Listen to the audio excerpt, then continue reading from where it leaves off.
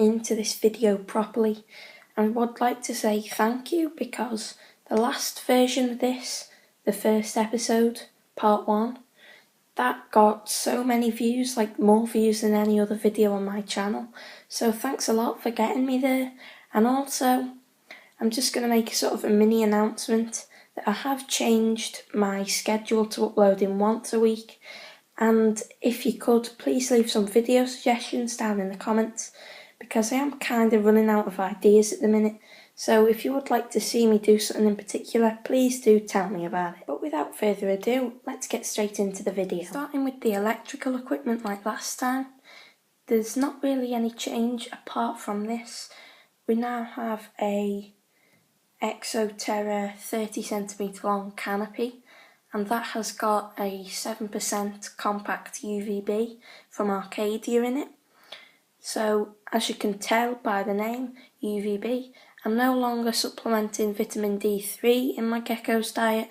I'm going a more natural route with the UVB bulb.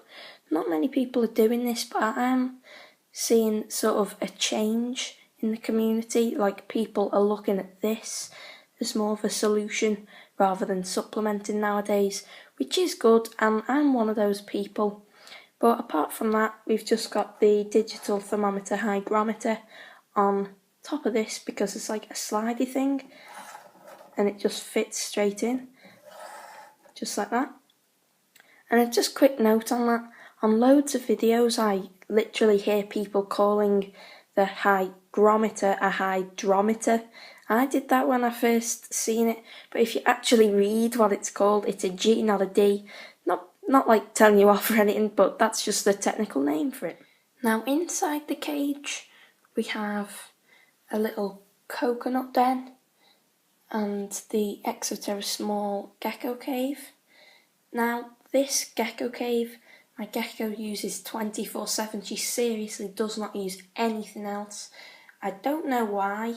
She actually stopped eating at one point because I did have that on the cold side and it was cold and wet, and I didn't know back then, but you shouldn't do that because you can get cold and wet related illnesses, even pneumonia.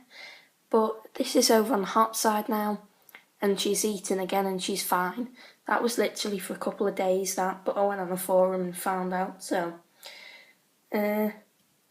just behind that we have the 2 probes. You can't see them from this angle, but they're just for the thermometer and the thermostat. This piece of wood is Java wood that I got from Pets at Home.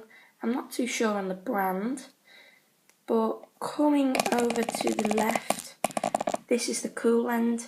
We have the Exo Terra star cactus, the Exo Terra barrel cactus, and the Exo Terra finger cactus in the corner. And just in the middle, we have the medium reptile cave by Exo Terra. This is one of the old style ones. I haven't got any of the new ones because I've heard mixed reviews on them. But I've had that cave for quite a while and she used to love it. Now she doesn't use it at all. She just uses that one, like I said. But loads of people seem to have this hide for some reason.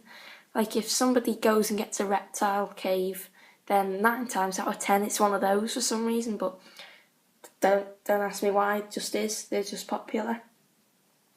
And as substrate, the substrate has indeed changed.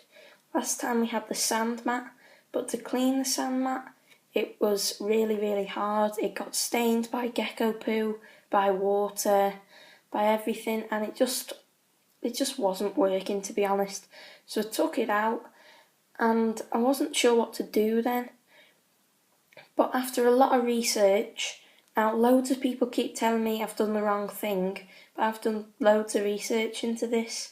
I've now got a topsoil, grit and sand mix, and people keep telling me that because it's got sand in it, it's going to impact your gecko. But if you research it, it's not just sand that causes impaction. That is for another video, but it is a loose substrate. I have seen my gecko digging in it, and when I feed her, I do feed her on tongs, so she's not biting at the ground at all. So she isn't going to ingest much substrate at all. So that is not a worry for me. Just the last things in this cage are her calcium dish and water dish, and then there's a little pebble between the two hides there, and 2 pebbles there. You've probably seen them before and I probably didn't need to mention them, but I just thought I would anyway, with this being the toy. Now of course this would not be a leopard gecko video without the leopard gecko. So here she is. This is Cleo. I might have referred to her as Cleo and not said that that's the gecko earlier in the video, so sorry about that. And also, just a quick note, if you hear a clicking noise and the light comes brighter, that is because the Arcadia light will come on, because it's on a timer. And it's about 7:05 in the morning right now, and that's when it usually comes on. Meant to come on at 7, but it's a little slow, but no problem about that. Of course here though, Cleo is just a... There you go, right, thank you. But Cleo is just a normal morph, which is my favourite leopard gecko morph. I mean, I do have some more favourites, but I just like the normal versions of everything for some reason. But she's sat on some damp sphagnum moss at the minute. There's some in there too. But she is a really nice gecko, like you can touch her. And obviously she doesn't like being stroked a bit, but she is nice. She's got like a little jaw deformity, but it doesn't stop her eating. And the colours have really improved since being under the UVB light, which I'm sure a lot of people have said, but you wouldn't believe, seriously, she was a lot less yellow than this before. But anyway, that's her, and I think that pretty much wraps up this video.